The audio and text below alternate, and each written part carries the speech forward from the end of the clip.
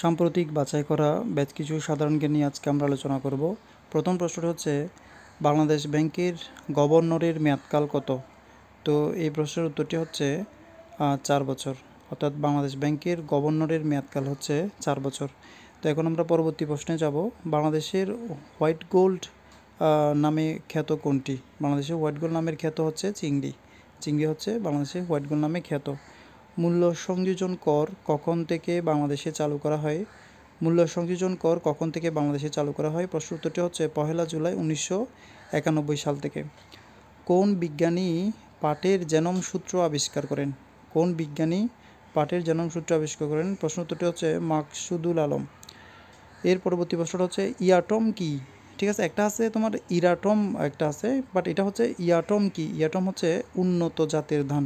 ঠিক আছে, ইয়াটম হচ্ছে উন্নত জাতের ধানের নাম। বাংলাদেশে রেশম উৎপন্ন হয় কোথায়?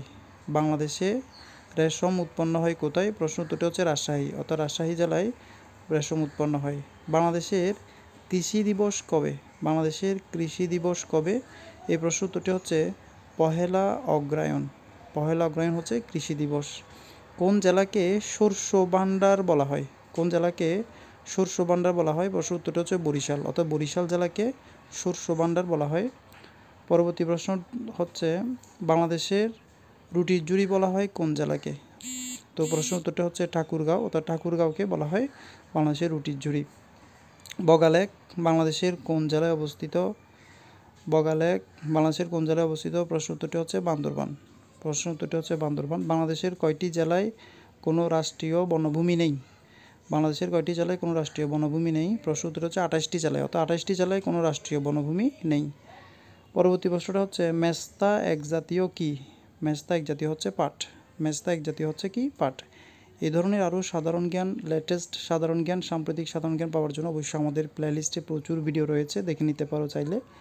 ঢাকায় বাংলার রাজধানী স্থাপনের সময় মোগল সুবেদার কে ছিলেন? প্রশ্নের উত্তরটি হচ্ছে ইসলাম খান। প্রশ্নের উত্তরটি হচ্ছে ইসলাম খান। ঠিক আছে, তো এখন আমরা পরবর্তী প্রশ্নে যাব, যে শিক্ষা বিভাগের ট্রেনিংয়ে শীর্ষ প্রতিষ্ঠান কোনটি? প্রশ্নটি হচ্ছে শিক্ষা বিভাগের ট্রেনিংয়ে শীর্ষ প্রতিষ্ঠান কোনটি? প্রশ্ন উত্তরটি হচ্ছে নাইম। নাইম হচ্ছে শিক্ষা বিভাগের শীর্ষ একটা প্রতিষ্ঠান। তো আমরা পরবর্তী প্রশ্নে যাব। সূর্য দিগল বাড়ি চলচ্চিত্রের পরিচালক কে? সূর্য দিগল বাড়ি চলচ্চিত্রের পরিচালক কে? প্রশ্নের উত্তরটি হচ্ছে শেখ নিয়ামত শাকের। শেখ নিয়ামত শাকের হচ্ছে সূর্য দিগল বাড়ি চলচ্চিত্রের পরিচালক। পরবর্তী প্রশ্নটা হচ্ছে, বাংলাদেশের সীমান্তবর্তী কোন জেলার সাথে ভারতের কোনো সংযোগ নেই? বাংলাদেশের সীমান্তবর্তী কোন জেলার সাথে ভারতের কোনো সংযোগ নেই? তো প্রশ্নের উত্তরটি হচ্ছে বান্দরবান জেলার সাথে। বান্দরবান জেলার সাথে ভারতের কোনো কি নেই? সংযোগ নেই আমাদের দেশের সাথে।